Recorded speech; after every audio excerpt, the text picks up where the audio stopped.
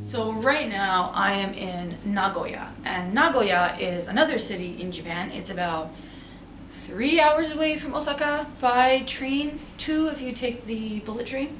The Shinkansen, I think they call it over here. I could be wrong.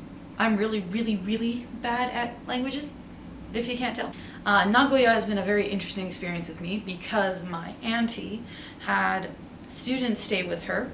And then later on, she connected me with those students. So Ayaka-kun basically took me out. She is a lovely 29-year-old girl, and she works at an office, and it's really interesting the way she describes it because they work very long days and then they go out and have drinking parties. So not all the time, but most of the time. So she took me out to something called an izakaya, and an izakaya is basically a bar with alcohol.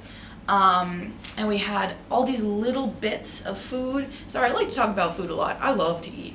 I mean, like, I look like I love to eat.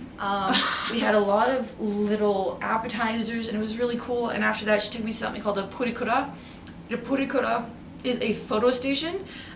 It's amazing. It's a completely different experience here because, like, we have photo booths at home, but you just go in, take 4 photos, and you're done. Versus over there, they have entire vanity stations to get ready for these things. So you do your makeup, you can put on a costume or you can not put on a costume.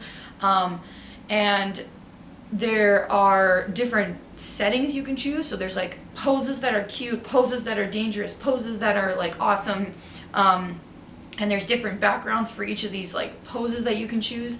What else?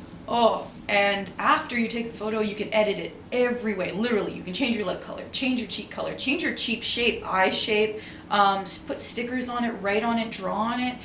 And it's really cheap. It's only 400 yen, which is the equivalent of $4 Canadian.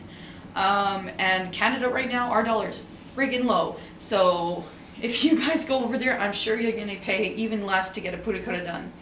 And after purikura, we ended up stumbling into a festival that was going on called Domanaka Matsuri, and Matsuri, by the way, means festival, if you didn't know. Domanaka means essentially center, because Nagoya is the center of Japan, so this was the center festival.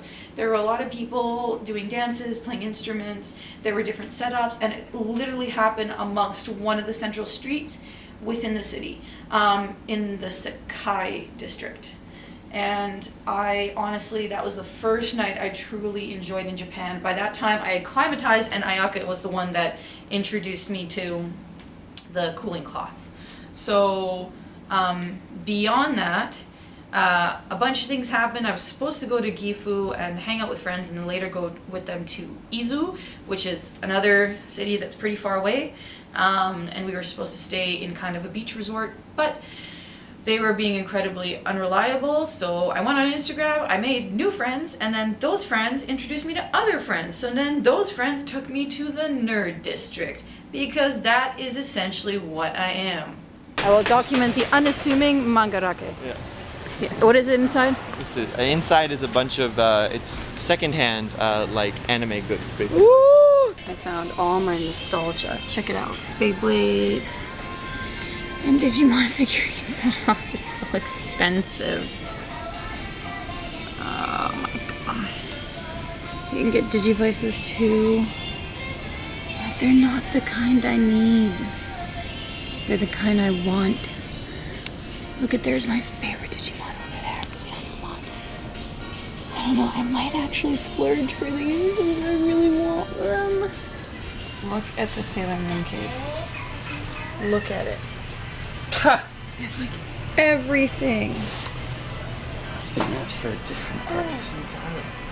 Hitalia? Yes, yes, yes. No. Super no. Nope. Retrocon? The con means like building, like a shop, retro shop. Retrocon. So basically everything in a really bad stereotypical accent. Zach would have an absolute fucking field day if he found the shop.